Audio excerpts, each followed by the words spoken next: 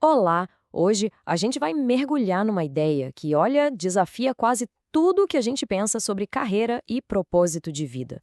Vamos dar uma olhada em como os antigos romanos viam o trabalho-lazer, que era uma visão, bem, drasticamente diferente da nossa. E se a grande meta da vida fosse justamente não precisar trabalhar? Pois é, essa pergunta estava bem no coração da sociedade romana. E para a elite, a resposta era um sonoro sim. Para nós, isso soa quase como um absurdo, né? Mas para eles, era a mais pura verdade. E é aqui que a gente vê o grande conflito da época. De um lado, o ótium, que era o tempo livre, o ócio, mas um ócio nobre, digno. Do outro, o negócio, ou seja, o negócio, o trabalho, visto como uma necessidade humilhante. Era uma sociedade onde ser da elite significava, acima de tudo, ser livre da obrigação de trabalhar. Ok, vamos entender isso melhor. Para sacar essa mentalidade, a gente precisa primeiro entrar no mundo da elite romana e descobrir por que, afinal, eles davam tanto valor para essa tal ociosidade. Essa citação do Cícero, um dos maiores pensadores romanos, é perfeita. Ela resume bem o profundo desprezo que a classe dominante sentia por qualquer tipo de trabalho pago. Para eles, receber um salário era a prova definitiva de que a pessoa não era verdadeiramente livre. E aqui está um ponto crucial. Esse ótimo não tinha nada a ver com preguiça ou ficar de pernas para o ar. Pelo contrário, era um estado ativo, virtuoso. Um tempo que deveria ser preenchido com atividades que engrandeciam o espírito e, claro, a cidade.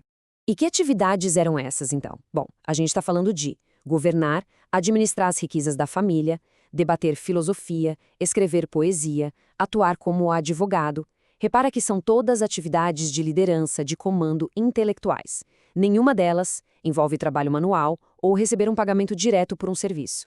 E isso nos leva à figura central da casa romana, o pater familias. Ele não trabalhava nas suas terras, entende? Ele as governava. Gerenciar a fortuna e a família era um dever nobre, quase uma extensão do seu papel público como um líder da comunidade.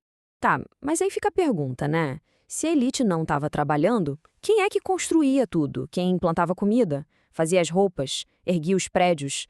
Bom, a resposta, como sempre, está na base da pirâmide social.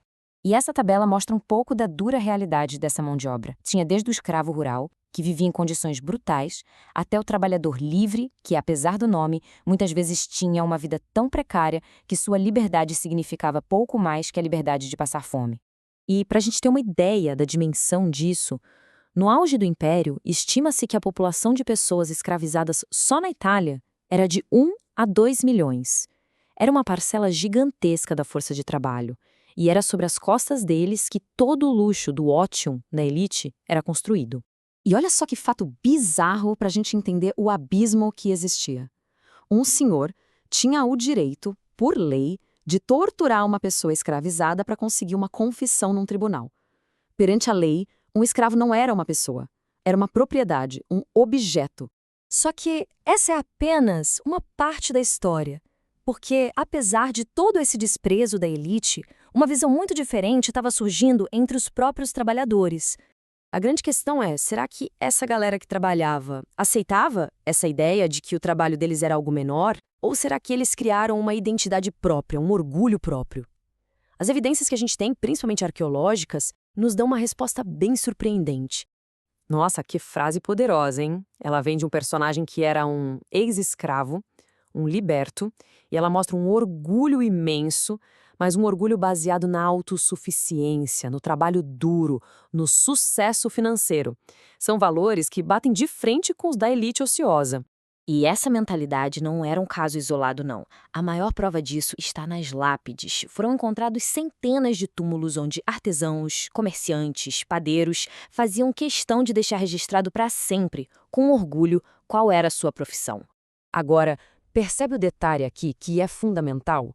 O orgulho deles não estava exatamente no ato físico de trabalhar, que ainda era visto como algo servil. O orgulho estava na conquista, na propriedade, em ser o dono do negócio.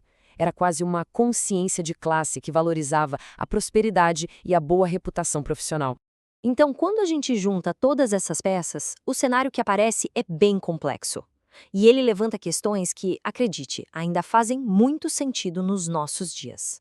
O que a gente viu aqui foi uma sociedade dividida, e não só pela grana. A divisão era sobre o que significava ter uma vida digna. De um lado, o ideal do ócio político. Do outro, o orgulho de prosperar pelo próprio esforço e por ter o próprio negócio. E para a gente fechar, fica essa provocação para pensar. Será que essa antiga hierarquia, que separava o trabalho de pensar do trabalho de fazer, realmente desapareceu por completo? Ou será que, de forma sutil, ela ainda molda o valor que a gente dá para diferentes profissões hoje em dia? A resposta talvez seja mais incômoda do que a gente imagina.